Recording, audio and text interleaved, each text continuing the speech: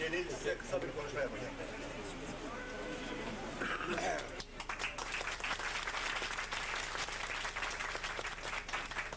خوش برای دلال اول او هفکار من قلمه ایرو روژه که طریقیه بونا مگشکا بونا همو کرد درسوز و همو کرد دوست وان کل والد دهنه و جوالد ده ایرو لباجار استانبول انستیتوتا کردی و بویه جامعه گل کرده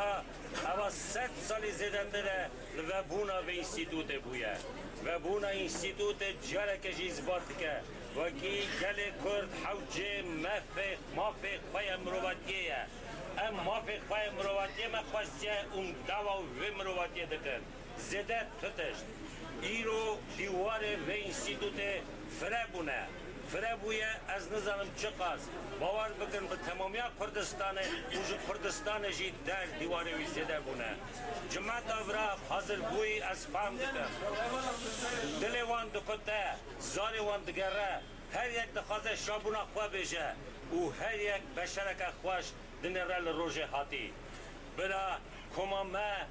او کردزانا و کردا یک الوالتن ببن پشتوانه و انستیتوته و هم بکاربن ادبیات خواه، زمان خواه، کلتورا خواه، تاریخ خواه، اتنوگرافیا خواه، روون رنشتاندن خواه، راکن نشانی دنیکن و بیرا دنیا کلتورا دنیای جی به کلتورا کرداوا daha فربه، daha زده به نه آخر همجی ملت کی کونن جکار دو خدا سپیکری حتی روزا ایروینم هاتنه لم نمرنه ما خونجی ردیه ما تعداجی دیدیه ما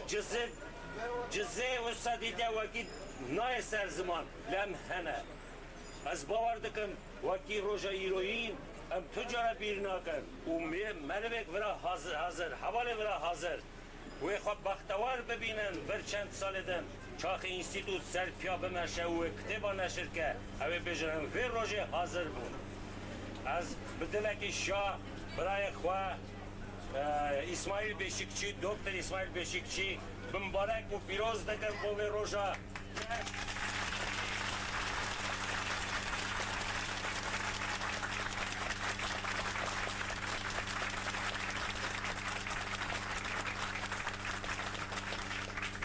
اونا وکرنا انستیتوتا کردی ایرول ورا استانبوله که دا اسماعیل بشکچی پره اون خواه جمع رمتر زانن Hemşi Beşikçi.